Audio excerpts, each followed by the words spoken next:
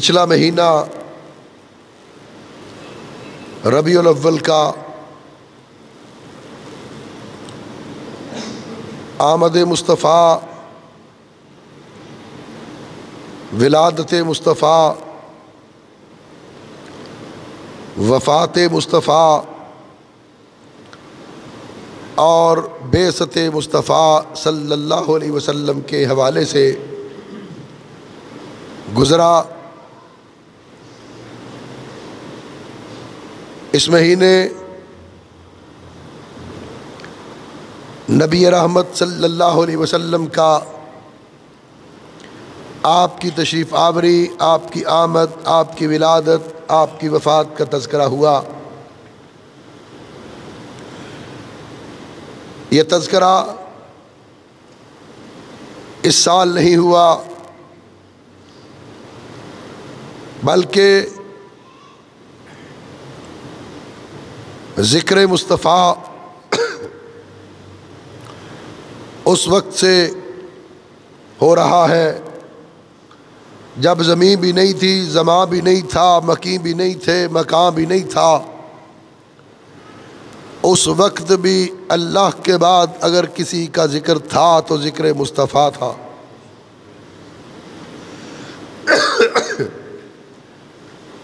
اور یہ ذکر قیامت تک ہوتا رہے گا۔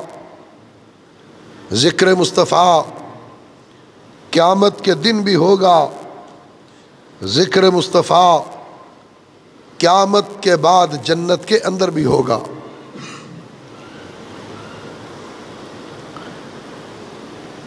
مالک کائنات نے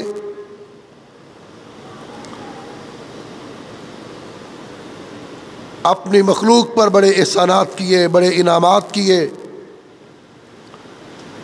لیکن اللہ نے کسی احسان کو نہیں جتلایا۔ ہمیں سوچنے کو دماغ دیا، احسان نہیں جتلایا۔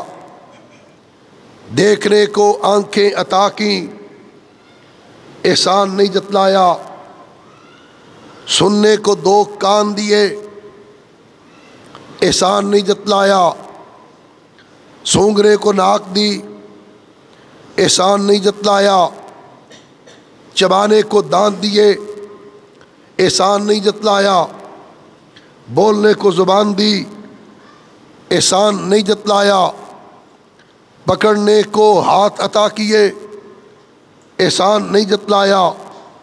دھڑکنے کو دل دیا، احسان نہیں جتلایا۔ چلنے کو پاؤں دیے، احسان نہیں جتلایا۔ پھر ان پاؤں کے لیے زمین کا فرش بچھا دیا، احسان نہیں جتلایا۔ سورج کی روشنی عطا کی، احسان نہیں جتلایا۔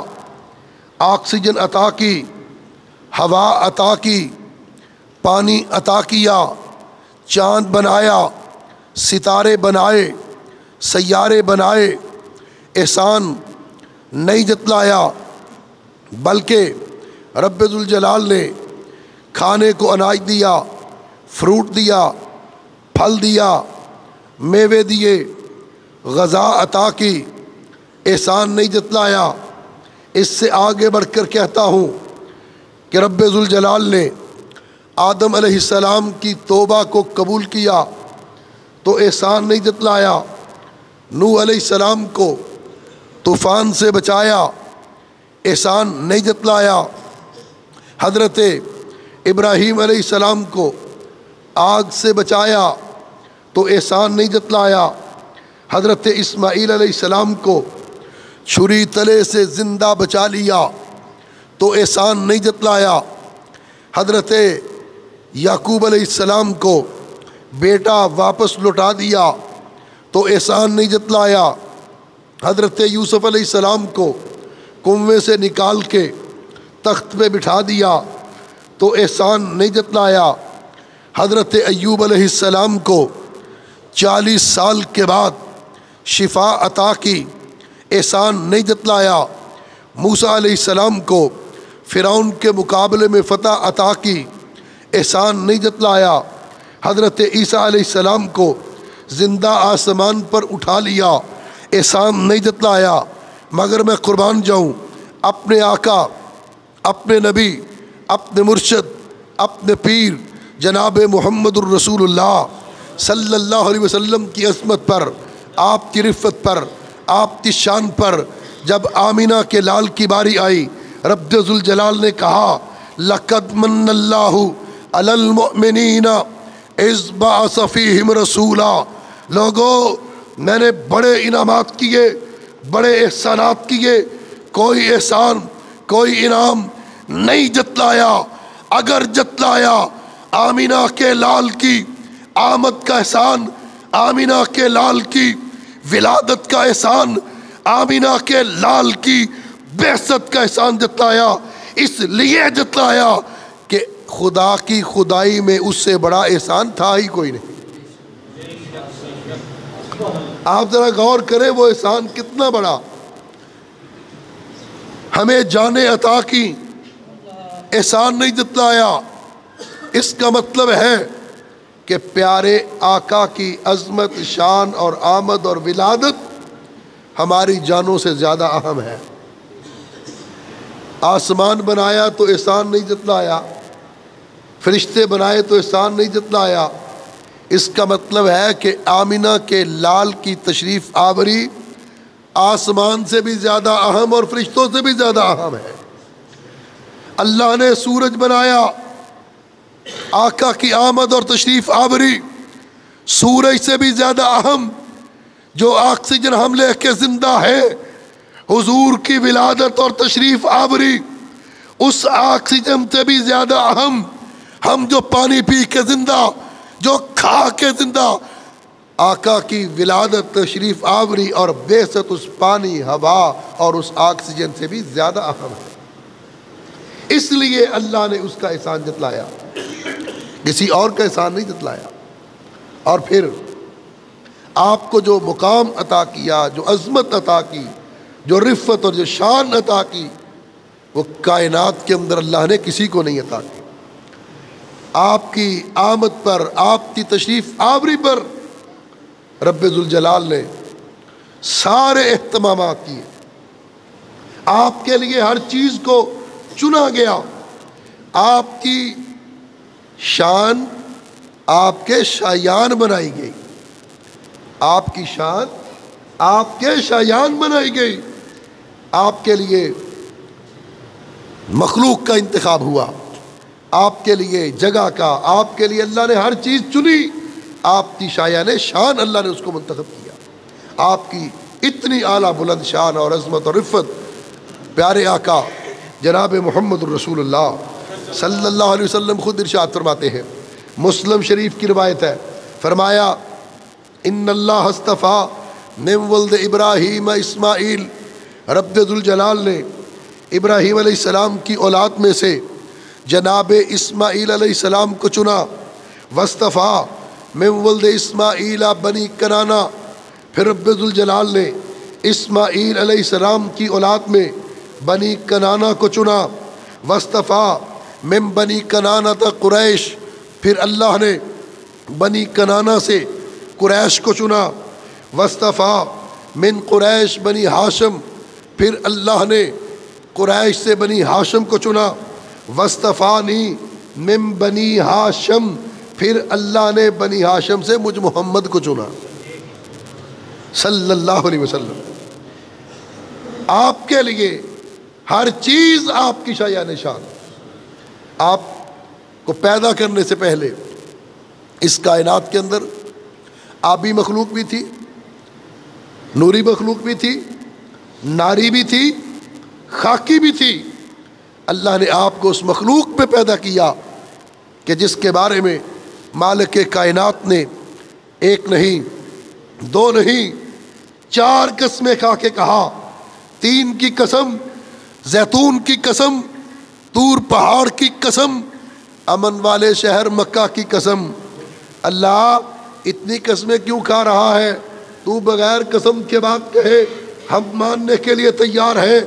رب کہتا ہے میں آگے جس بات کا تذکرہ کرنا چاہتا ہوں اس کی اہمیت کے پیش نظر 1 نہیں 4 قسمیں کھا کے کہا لقد خلقنا الانسان فی احسن تقویم، اپنی ساری مخلوقات میں سے سب سے اعلیٰ، سب سے افضل، سب سے بہتر، سب سے برتر اگر میں نے مخلوق بنائی ہے تو انسان کی بنائی۔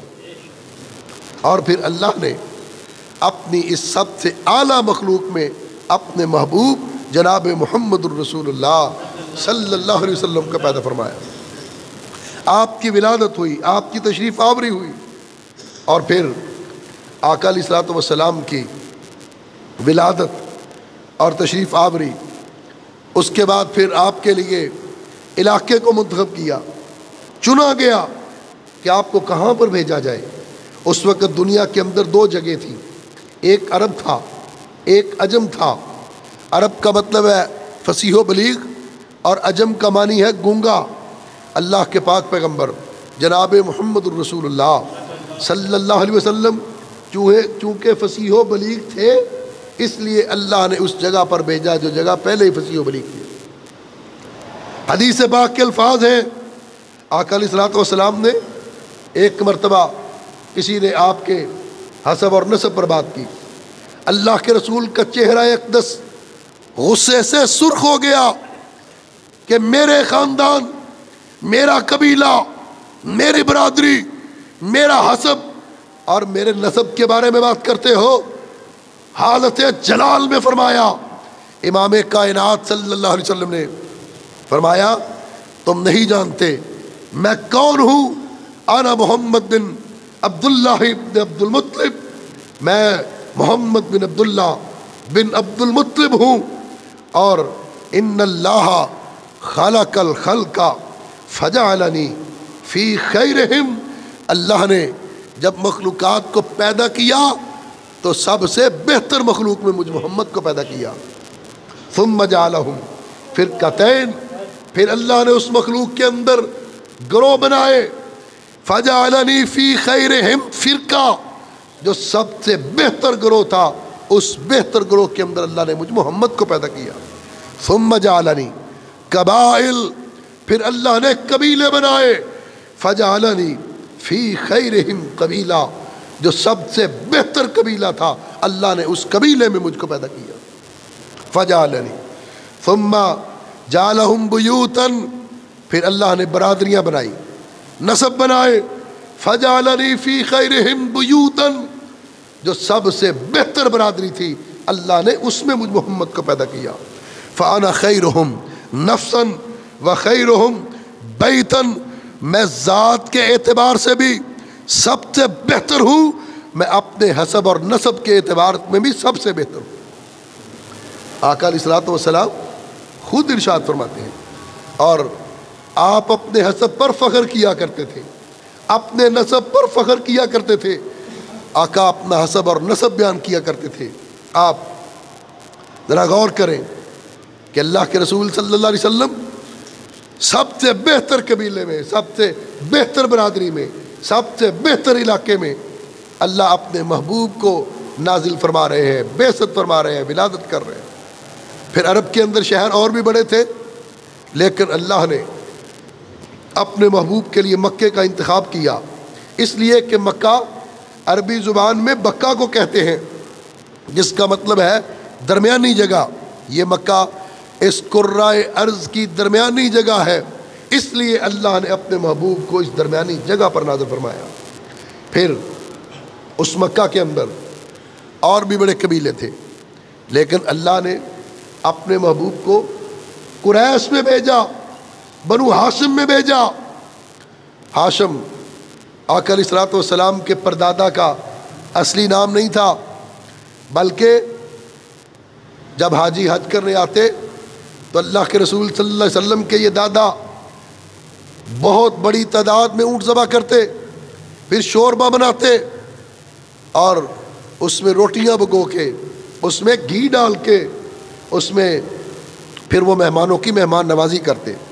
مہمان نواز کو ہاشم کہا جاتا تھا، اور اللہ کے رسول صلی اللہ علیہ وسلم اس پوری کائنات میں سب سے بڑے مہمان نواز بن کے آ رہے تھے، اس لیے اللہ نے ہاشم کا انتخاب کیا۔ اور پھر ہاشم کے بعد جناب عبد المطلب کا انتخاب کیا، اس لیے کہ عبد المطلب اس وقت کعبہ کے متولی تھے اور اللہ کے رسول پوری کائنات کے متولی بن کے آ رہے تھے۔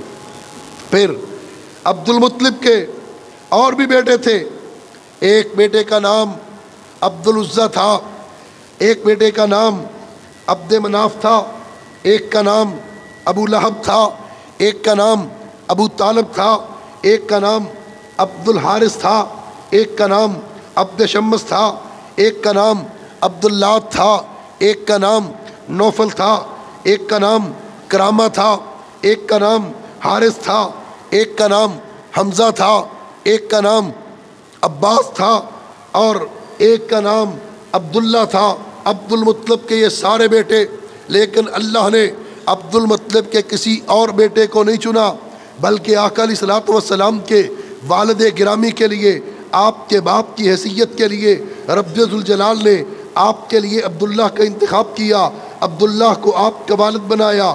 اس لیے آپ جو مشن لے کے آ رہے تھے، وہ دعوت لے کے آ رہے تھے، کل آنے والے وقت میں کوئی کہہ سکتا تھا کہ اے محمد صلی اللہ علیہ وسلم، آپ کا باپ تو عبد العزیٰ عزیٰ کا بیٹا تھا، آپ کا باپ تو مناف کا بیٹا تھا، آپ کا باپ تو حارث کا بیٹا تھا، آپ کا باپ تو سورج کا بیٹا تھا۔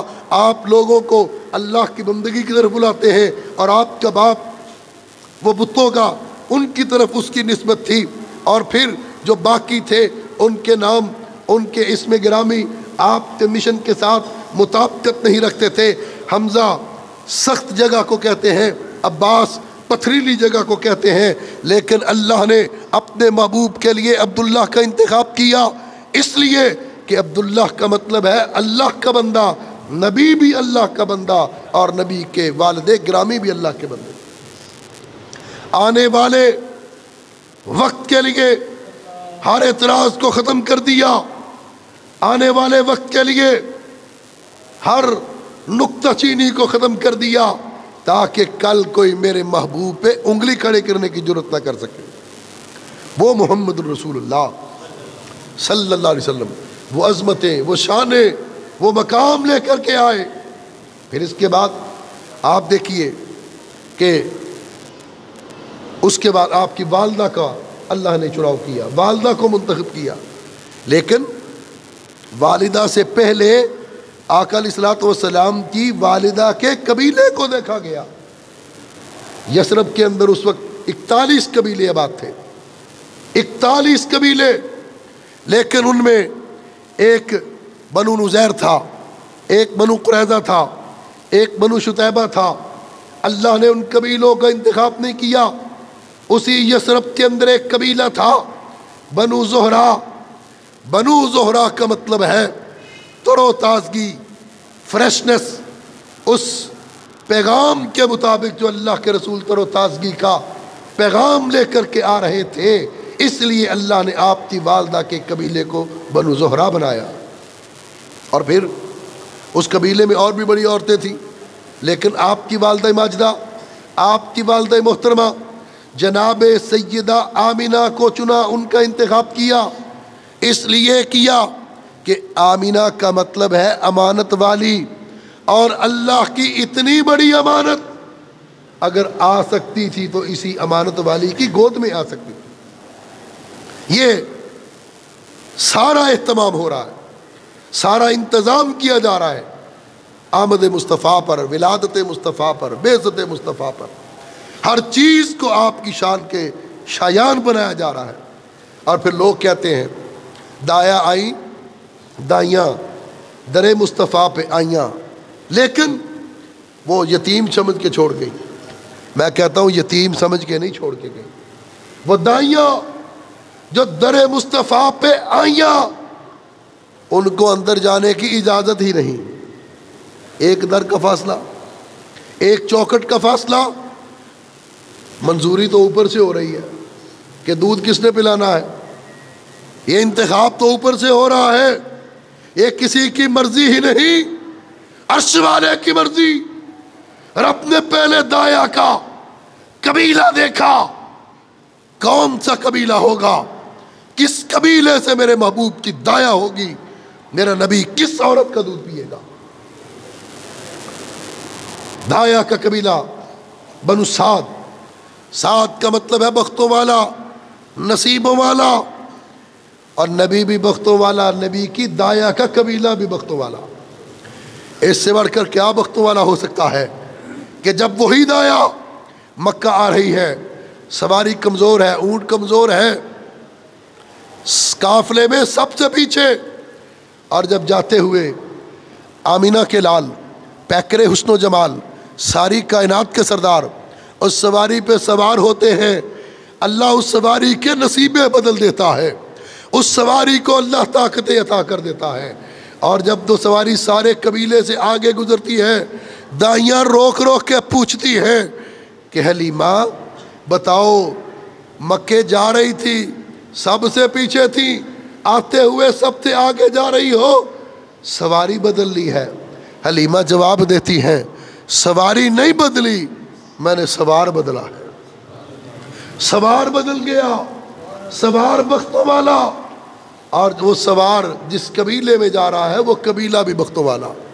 جس قبیلے میں بکریوں کے دودھ خوش ہو گئے، اللہ نے دودھ بکریوں کے تھن دودھ سے بھر دیے کہ میرا محبوب آ رہا ہے، اور پھر اس دایا کے اندر اور بھی بڑی عورتیں دودھ پلانے کا کام کرتی تھیں، لیکن اللہ نے اس قبیلے میں سے حلیمہ کا انتخاب کیا، حلیمہ کو چنا، اس لیے کہ حلیمہ کا مطلب ہے حلم والی، نبی بھی حلم والا، نبی کی دایا بھی حلم والی۔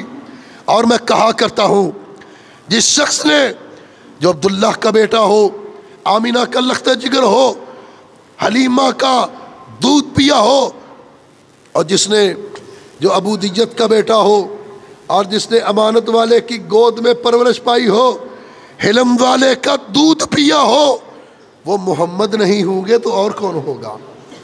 صلی اللہ علیہ وسلم۔ وہ حلیمہ، اللہ نے ان کا انتخاب کیا۔ اور پھر مہینے تو 12 تھے، محرم بھی، سفر بھی، ربیع الاول بھی، لیکن اللہ نے کسی اور مہینے میں نہیں بھیجا، اس لیے کہ کوئی بھی مہینہ میرے آقا کی عظمت کے ساتھ، رفت کے ساتھ، شان کے ساتھ، مشن کے ساتھ مطابقت نہیں رکھتا تھا۔ محرم کا مطلب ہے حرمت والا، سفر کہتے ہیں زرد رنگ کو، اور ربیع الاول کا مطلب ہے پہلی بہار، ربیع الثانی کا مطلب ہے دوسری بہار، جمادی الاول کا مطلب ہے پہلا نقطہ انجماد، جمادی الثانی کا مطلب ہے دوسرا نقطہ انجماد۔ رجب مدینے سے 400 کلومیٹر کے فاصلے پر ایک گھاٹی کا نام ہے، اور شعبان دائیں طرف کی گھاٹی کو کہا جاتا ہے، رمضان سخت ترین گرمی کے دنوں کو کہا جاتا ہے، شوال اونٹنی کے دم اٹھانے کو کہا جاتا ہے کہ اس مہینے میں جو لوگ سفر پہ نکلا کرتے تھے اور پھر اونٹنیاں اپنے سفر پہ روانہ ہوتی تھیں، اس وجہ سے اس مہینے کا نام شوال پڑا۔ ذیقت کا مطلب ہے بیٹھ جانے والا، ذوالحج کا مطلب ہے حج والا۔ سارے مہینے دیکھیے، محرم سے لے کر ذوالحج تک اللہ نے ربیع الاول کا انتخاب کیا، ربیع الاول کو چنا۔ اس کا مطلب ہے پہلی بہار، یعنی آمد مصطفیٰ، یہ پہلی بہار ہے، ولادت مصطفیٰ یہ پہلی بہار ہے، بعثت مصطفیٰ پہلی بہار ہے۔ اس کائنات کے اندر اگر سب سے پہلی بہار ہے، سب سے بڑی بہار ہے، سب سے عظیم بہار ہے، وہ صرف اور صرف آمینہ کے لال کی آمد کی بہار ہے۔ یہ اصل بہار ہے، باقی ساری بہاریں اس کے بعد۔ اور پھر ذرا غور کرنا، آپ کا نام نامی رکھنے کی باری آئی، اس میں گرامی کی باری آئی، عرش پہ نام احمد رکھا گیا، فرش پہ نام محمد رکھا گیا۔ نام کیسے رکھا گیا؟ عبد المطلب خواب دیکھتے ہیں، خواب کیا دیکھا؟ پشت سے ایک بہت بڑی سونے کی زنجیر نکلی، اس کا ایک سرا مشرق کے ساتھ مل رہا ہے، ایک مغرب کے ساتھ مل رہا ہے، ایک طرف وہ شمال کو چھو رہی ہے، ایک طرف وہ جنوب کو چھو رہی ہے، اس کی بلندیاں آسمان کے ساتھ باتیں کر رہی ہیں۔ صبح اٹھے تعبیر کے علماء، ان کے پاس سردار عبد المطلب پہنچے۔ جب سردار جا کر اپنا خواب بیان کرتے ہیں کہ میں نے رات یہ خواب دیکھا، بڑا عجیب خواب تھا، تو تعبیر کے جو امام تھے، علماء تھے، انہوں نے کہا سردار جی، آپ کی نسل کے اندر ایک بچہ پیدا ہوگا، ایک بیٹا آئے گا مشرق سے لے کر مغرب تک جس کے چرچے ہوں گے، شمال سے لے کر جنوب تک جس کی عظمت کے ترانے گائے جائیں گے، زمین سے لے کر آسمان کی بلندیوں تک جس کا ذکر ہوگا وہ آپ کا اللہ آپ کو ایسا پوتا عطا کرے گا، اللہ آپ کی نسل میں ایسا بیٹا عطا کرے گا۔ اسی وقت جناب عبد المطلب سوچ لیا کہ میرے بیٹے عبداللہ اللہ کے پاس چلے گئے اور میری بہو آمینہ کی گود اللہ نے ہری کی ہوئی ہے، اللہ میرے بیٹے عبداللہ کو جو بیٹا دے گا میں اس کا نام محمد رکھوں گا۔ عرش پہ نام احمد رکھا گیا، فرش پہ نام محمد رکھا گیا۔ محمد کس کو کہتے ہیں ذرا غور کرنا، محمد نباتات جس کی تعریف کریں اسے محمد کہتے ہیں، آسمان والے جس کی تعریف کریں اسے محمد کہتے ہیں، زمین والے جس کی تعریف کریں اسے محمد کہتے ہیں، اپنے جس کی تعریف کریں اسے محمد کہتے ہیں، بیگانے جس کی تعریف کریں اسے محمد کہتے ہیں، کافر جس کی تعریف کریں اسے محمد کہتے ہیں، مسلمان جس کی تعریف کریں اسے محمد کہتے ہیں، فرشتے جس کی تعریف کریں اسے محمد کہتے ہیں، جنات جس کی تعریف کریں اسے محمد کہتے ہیں، انسان جس کی تعریف کرے اسے محمد کہتے ہیں، انبیاء جس کی تعریف کریں اسے محمد کہتے ہیں، اتقیاء جس کی تعریف کریں اسے محمد کہتے ہیں، اولیاء جس کی تعریف کریں اسے محمد کہتے ہیں، نباتات جس کی تعریف کریں اسے محمد کہتے ہیں، حیوانات جس کی تعریف کریں اسے محمد کہتے ہیں، جمادات جس کی تعریف کریں اسے محمد کہتے ہیں، اور ساری کائنات جس کی تعریف کرے اسے محمد کہتے ہیں۔ ان سب سے بڑھ کر جو اپنے رب کی تعریف کرے اسے احمد کہتے ہیں صلی اللہ علیہ وسلم۔ کیسا پیارا نام عطا کیا، اور ایسا نام اس پر انشاءاللہ اللہ نے چاہا تو میں کسی دن لفظ محمد پہ جمعہ پڑھاؤں، صرف ایک لفظ پہ انشاءاللہ پورا خطبہ ہوگا۔ ابھی جو کہ وقت بھی کم ہے میں بات کو سمیٹ رہا ہوں۔ آقا علیہ الصلوۃ والسلام کے لیے اہتمام ہو رہا ہے، ہر چیز کا انتظام ہو رہا ہے، آپ کی شایان شان اللہ نے آپ کے لیے علاقے کو چنا، شہر کو چنا، برادری کو چنا، قبیلے کو چنا، دادا کو چنا، والد کو چنا، والدہ کو چنا، دایا کو چنا، اور اسی طرح پھر رب ذوالجلال نے آقا علیہ الصلوۃ والسلام کی جب شادی کی باری آئی، ازواج کی باری آئی، بیویوں کی باری آئی، تو رب ذوالجلال نے اس کا بھی انتخاب کیا۔ ایک بیوی وہ عطا کی جس کا نام تھا خدیجہ۔ خدیجہ کا مطلب ہے حاجیوں کی خدمت کرنے والی، نبی امت کی خدمت کرنے والا، بیوی حاجیوں کی خدمت کرنے والی۔ ایک بیوی وہ عطا کی جس کا نام تھا سودا۔ سودا کا مطلب ہے آرام والی، نبی بھی آرام والا، نبی کی بیوی بھی آرام والی۔ ایک بیوی وہ عطا کی جس کا نام تھا حفصہ۔ حفصہ کا مطلب ہے راتوں کو قیام کرنے والی، نبی بھی راتوں کو قیام کرنے والا، نبی کی بیوی بھی راتوں کو قیام کرنے والی۔ ایک بیوی وہ عطا کی جس کا نام تھا ام حبیبہ۔ ام حبیبہ کا مطلب ہے پیار والی، نبی بھی پیار والا، نبی کی بیوی بھی پیار والی۔ ایک بیوی وہ عطا کی جس کا نام تھا ام سلمہ۔ ام سلمہ کا مطلب ہے سلامتی والی، نبی بھی سلامتی والا، نبی کی بیوی بھی سلامتی والی۔ ایک بیوی وہ عطا کی جس کا نام تھا میمونہ۔ میمونہ کا مطلب ہے امانت والی، نبی بھی امانت والا، نبی کی بیوی بھی امانت والی۔ ایک بیوی وہ عطا کی جس کا نام تھا زینب۔ زینب کا مطلب ہے استغفار کرنے والی، نبی بھی استغفار کرنے والا، نبی کی بیوی بھی استغفار کرنے والی۔ ایک بیوی وہ عطا کی جس کا نام تھا عائشہ۔ عائشہ کا مطلب ہے زندہ رہنے والی، نبی کی نبوت بھی زندہ رہنے والی، نبی کی بیوی کا نام بھی اللہ نے عائشہ بنا دیا۔ پھر اس کے بعد رب ذوالجلال نے جو آپ کو اولاد عطا کی، ایک بیٹا عطا کیا، اس کا نام تھا طاہر طیب۔ طاہر کا معنی بھی پاک ہے، طیب کا معنی بھی پاک ہے، نبی بھی پاک ہے، نبی کا بیٹا بھی پاک ہے۔ ایک بیٹا وہ عطا کیا جس کا نام تھا قاسم۔ قاسم کا مطلب ہے تقسیم کرنے والا۔ اللہ کے رسول فرماتے ہیں انما انا قاسم واللہ یؤتی، بے شک میں تقسیم کرنے والا ہوں لیکن دینے والا اللہ ہے۔ ایک بیٹا وہ عطا کیا جس کا نام ہے ابراہیم۔ ابراہیم کا مطلب ہے بزرگی والا، نبی بھی بزرگی والا، نبی کا بیٹا بھی بزرگی والا۔ پھر ایک بیٹی عطا کی جس کا نام تھا زینب. زینب کا مطلب ہے استغفار کرنے والی. نبی بھی استغفار کرنے والا, نبی کی بیٹی بھی استغفار کرنے والی. ایک بیٹی وہ عطا کی جس کا نام تھا رقیہ. رقیہ کا مطلب ہے خامن کی خدمت کرنے والی. نبی امت کی خدمت کرنے والا, بیٹی خامن کی خدمت کرنے والی. ایک بیٹی وہ عطا کی جس کا نام تھا ام کلثوم. ام کلثوم کا مطلب ہے بچوں کی اولاد کی تربیت کرنے والی. اللہ کے رسول امت کی تربیت کرنے والی, بیٹی اولاد کی تربیت کرنے والی. ایک بیٹی وہ عطا کی جس کا نام تھا فاطمہ. فاطمہ کا مطلب ہے جہنم سے آزاد. نبی بھی جہنم سے آزاد, نبی کی بیٹی بھی جہنم سے آزاد. یہ اہتمام, یہ انتظام کسی نبی کے لیے نہیں ہوا, کسی رسول کے لیے نہیں ہوا, کسی پیغمبر کے لیے نہیں ہوا. اللہ نے اپنے محبوب, اپنے پیارے, اپنے لاڈلے, اپنے حبیب جناب محمد الرسول اللہ صلی اللہ علیہ وسلم کے لیے کیا. اور پھر میں تو یہ بات کہتا ہوں کہ آقا علیہ الصلوۃ والسلام کی یہ تو آمد کے بعد کی باتیں ہیں. آپ کا قبیلہ, آپ کی برادری, آپ کا حسب اور نسب اللہ نے محفوظ رکھا. آپ کی بیوی محفوظ ہے, آپ کے بچے محفوظ ہیں, آپ کی اولاد محفوظ ہے. لیکن اللہ کے رسول کی یہ عظمت, یہ شان اور مقام ہے کہ آپ سے لے کر آپ کے جناب ابراہیم علیہ السلام تک سارا ہی سلسلہ نسب محفوظ ہے. سارا ہی سلسلہ نسب اللہ نے اس کی بھی حفاظت کی, اللہ نے اس کو بھی محفوظ رکھا. کیوں رکھا یہ آگے بتاؤں گا, ذرا غور کرنا. رب ذوالجلال نے آدم علیہ السلام کو پیدا کیا. آدم علیہ السلام کی اولاد میں جناب حابیل اور قابیل کو پیدا کیا.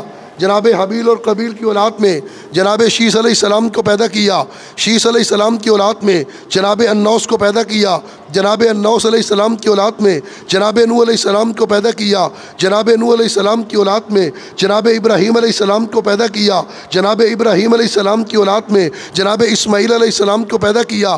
جناب اسماعیل علیہ السلام کی اولاد میں جناب عدنان کو پیدا کیا. جناب عدنان کی اولاد میں جناب معد کو پیدا کیا. جناب معد کی اولاد میں نزار کو پیدا کیا. نزار کی اولاد میں مدر کو پیدا کیا. مدر کی اولاد میں الیاس کو پیدا کیا. الیاس کی اولاد میں مدرکہ کو پیدا کیا. مدرکہ کی اولاد میں خزیمہ کو پیدا کیا. خزیمہ کی اولاد میں کنانہ کو پیدا کیا. کنانہ کی اولاد میں نظر کو پیدا کیا. نظر کی اولاد میں فہر کو پیدا کیا. فہر کی اولاد میں غالب کو پیدا کیا. غالب کی اولاد میں لوئی کو پیدا کیا. لوئی کی اولاد میں کاب کو پیدا کیا. کاب کی اولاد میں مرہ کو پیدا کیا. مرہ کی اولاد میں کلاب کو پیدا کیا. کلاب کی اولاد میں قصی کو پیدا کیا. قصی کی اولاد میں ہاشم کو پیدا کیا. ہاشم کی اولاد میں جناب عبد المطلب کو پیدا کیا. جناب عبد المطلب کی اولاد میں جناب عبداللہ کو پیدا کیا. جناب عبداللہ کی اولاد میں رب ذوالجلال نے جناب محمد الرسول اللہ کو پیدا کیا صلی اللہ علیہ وسلم. ایک ایک شخص محفوظ جو نبی کے ساتھ جڑ گیا, جو نبی کے ساتھ لگ گیا, حسب کے اعتبار سے, نسب کے اعتبار سے, ذات کے اعتبار سے, بات کے اعتبار سے اللہ نے سب کو محفوظ کر دیا.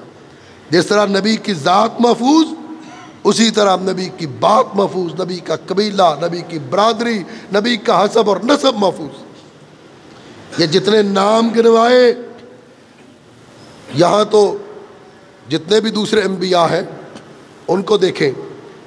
عیسیٰ علیہ السلام کے بارے میں انسائکلوپیڈیا برٹانیکا کہتا ہے ہم اگر عیسیٰ علیہ السلام کی ساری زندگی کے سارے مستند واقعات کو اکٹھا کریں تو 50 صفحات سے زیادہ نہیں بنتے. اور ادھر میرے آقا, میں قربان جاؤں اپنے آقا کی عظمت اور شان پر, رفت پر, آپ کے مقام پر. یہ اعزاز اللہ نے اپنے محبوب کے سوا کائنات کے اندر کسی کو نہیں عطا کیا. ایک ایک شخص کے حالت زندگی موجود ہیں. آپ کے جد امجد کے بارے میں جتنے نام گنوائے, سب کے بارے میں کیا کرتے تھے. آپ کے جد امجد یہ قصی بن کلاب جن کا میں نے ذکر کیا, یہ وہ ہے جنہوں نے قبیلہ قریش کی بنیاد رکھی. قریش تکرش سے ہے جنہوں نے بہت سارے قبائل کو ایک جگہ پر جمع کر کے ایک قبیلہ بنایا, اور اس قریش کے بانی قصی بن کلاب تھے. اور پھر یہ کعب بن مرہ, میں یہاں بتانا چاہتا ہوں قائد پنجاب حضرت مولانا حافظ محمد یونس آزاد صاحب موجود ہیں, ان کی موجودگی کے اندر کہ یہ کعب بن مرہ وہی ہے, کعب بن لوئی جو نبی صلی اللہ علیہ وسلم سے 560 سال پہلے گزرے. 560 سال پہلے یہ کعب بن لوئی حج کا خطبہ ارشاد فرمایا کرتے تھے. حج کا خطبہ. اور یہی وہ کعب بن لوئی ہے جو آج ہم خطبے کے اندر پڑھتے ہیں اما بعد. اس اما بعد کا لفظ سب سے پہلے اللہ کے رسول صلی اللہ علیہ وسلم کے جد امجد کعب بن لوئی اپنے خطبہ حج کے دوران پڑھا کرتے تھے. سب سے پہلے یہ لفظ انہوں نے پڑھا اور 560 سال پہلے پڑھا. اور یہی وہ کعب بن لوئی ہیں آپ کے جد امجد کہ جن کی ملاقات حضرت عیسیٰ علیہ السلام کے حواریوں کے ساتھ بھی ثابت ہے. اللہ کے رسول کے جد امجد کے ایک ایک نام پہ، ایک ایک لفظ پہ ان کے حالات زندگی موجود ہیں، ان کی تجارت موجود ہے، ان کا کاروبار موجود ہے، ان کی خدمات موجود ہیں. اور پھر یہی نہیں، آج اللہ کے رسول صلی اللہ علیہ وسلم کی ذات بھی محفوظ ہے، آپ کی بات بھی محفوظ ہے. آج میرے نبی کی زندگی کا ایک ایک لمحہ محفوظ ہے، ایک ایک گھڑی محفوظ ہے. میرے نبی کی صبحیں محفوظ ہیں، میرے نبی کی شامیں محفوظ ہیں، میرے نبی کے دن محفوظ ہیں، میرے نبی کی راتیں محفوظ ہیں، میرے نبی کی سیر محفوظ ہے، میرے نبی کے خطبے محفوظ ہیں، میرے نبی کے معاہدے محفوظ ہیں، میرے نبی کی ولادت محفوظ ہے، میرے نبی کا مکہ محفوظ ہے، میرے نبی کی ہجرت محفوظ ہے، میرے نبی کا مدینہ محفوظ ہے، میرے نبی کا بدر محفوظ ہے، میرے نبی کا احد محفوظ ہے، میرے نبی کا خندق محفوظ ہے، تبوک محفوظ ہے، حنین محفوظ ہے، طائف محفوظ ہے، مکہ کی فتح محفوظ ہے، میرے نبی کی زندگی کا ہر سفر محفوظ ہے، میرے نبی کا حضر محفوظ ہے، میرے نبی کی مسکراہٹ محفوظ ہے، میرے نبی کے آنسو محفوظ ہیں، میرے نبی کی خوشی محفوظ ہے، میرے نبی کے غم محفوظ ہیں، میرے نبی کی بیویاں محفوظ ہیں، میرے نبی کی بیٹیاں محفوظ ہیں، میرے نبی کے بیٹے محفوظ ہیں، میرے نبی کے سسر محفوظ ہیں، میرے نبی کے داماد محفوظ ہیں، میرے نبی کے غلام محفوظ ہیں، میرے نبی کی سواریاں محفوظ ہیں، میرے نبی کی ذرہ محفوظ ہے، میرے نبی کی تلواریں محفوظ ہیں، میرے نبی کی جنگیں محفوظ ہیں، میرے نبی کا امن محفوظ ہے. صرف وہی نہیں بلکہ 1,44,000 کے 44,000 صحابہ جس نے ایک مرتبہ بھی میرے نبی کی زیارت کلمہ پڑھ کے کر لی، ایک مرتبہ بھی میرے نبی کا دیدار کلمہ پڑھ کے کر لیا، اللہ نے ان 1,44,000 کے 44,000 صحابہ کی زندگیوں کو محفوظ کر دیا، اللہ نے ان کی ذاتوں کو محفوظ کر دیا. وہ تھے 1,44,000 صحابہ جنہوں نے آپ کو دیکھا، آپ کی بات کو سنا اور آپ کی بات کو بیان کیا، اللہ نے ان کو محفوظ کر دیا. صحابہ سے جنہوں نے روایت لی، کوئی تابعی ہے، کوئی تبع تابعی ہے، کوئی امام ہے. اسماء الرجال کے فن کے اندر 1,40,000 لوگ ایسے ہیں جنہوں نے اللہ کے رسول کی زندگی کو، کسی نے ایک لمحے کو بیان کیا، اللہ نے اس ایک لمحے کی وجہ سے اس شخص کی ساری زندگی کو محفوظ کر دیا. کس نے ایک حدیث کو بیان کیا، اللہ نے اس حدیث کی وجہ سے اس شخص کے سارے قبیلے، برادری، حزب، نسب کو محفوظ کر دیا. جس نے میرے نبی کے ایک سنت کو بیان کیا، اللہ نے اس ایک سنت کی وجہ سے اس شخص کی ساری زندگی کو محفوظ کر دیا. آج اس پوری دنیا کے اندر سب سے بڑا علم، سب سے بڑا فن اسماء الرجال کا فن ہے، اسماء الرجال کا علم ہے، جو مسلمانوں کے علاوہ دنیا کے کسی مذہب کے پاس نہیں. اور میں فخر کے ساتھ یہ بات کہتا ہوں، اس اسماء الرجال کے اندر جو راوی ہیں، کسی نے حضور کی مسکراہٹ کو بیان کیا، لمحے کو بیان کیا، صبح کو بیان کیا، شام کو بیان کیا، سنت کو بیان کیا، حدیث کو بیان کیا، ان 1,40,000 کے 40,000 راویوں کی ساری زندگی محفوظ ہے، ان کا علم محفوظ ہے، ان کا عمل محفوظ ہے، ان کی تجارت محفوظ ہے، ان کی عبادت محفوظ ہے، ان کے اساتذہ محفوظ ہیں، ان کے شاگرد محفوظ ہیں، ان کی کتابیں محفوظ ہیں، ان کا خاندان محفوظ ہے. اللہ نے سب کو محفوظ کر دیا. صرف یہی نہیں، اس وقت سے لے کر آج تک، آج بھی جس مسجد کے اندر قال اللہ قال الرسول کی آواز بلند ہوتی ہے، جس مدرسے کے اندر قال اللہ قال الرسول پڑھایا جاتا ہے، اللہ نے اپنے محبوب کی وجہ سے، اپنے نبی کی وجہ سے ان مسجدوں کو بھی محفوظ کر دیا، ان مدرسوں کو بھی محفوظ کر دیا. اور قیامت کی صبح تک انشاءاللہ جب تک رب کا نام ہے اس وقت تک اللہ کے محبوب کا ذکر ہوگا، جب تک ذکر مصطفیٰ ہوگا اس وقت تک یہ مسجدیں بھی محفوظ رہیں گی، مدرسے بھی محفوظ رہیں گے، یہ مسجدوں کے امام بھی محفوظ رہیں گے، مسجدوں کے متولی بھی محفوظ رہیں گی، انتظامیہ بھی محفوظ رہے گی، ہر قاری، ہر حافظ کو اللہ قیامت کی صبح تک محفوظ رکھے گی. جو جڑ گیا اللہ نے اس کو محفوظ کر دیا۔ آئیے اپنے آپ کو اپنے آقا اپنے مولا جناب محمد الرسول اللہ صلی اللہ علیہ وسلم کے ساتھ جوڑیں، آپ کی سیرت کے ساتھ، آپ کے کردار کے ساتھ، آپ کے اخلاق کے ساتھ، آپ کی سنت کے ساتھ۔ اللہ ہمیں جڑنے اور عمل کرنے کی توفیق عطا فرمائے۔ وآخر دعوانا الحمدللہ رب العالمین۔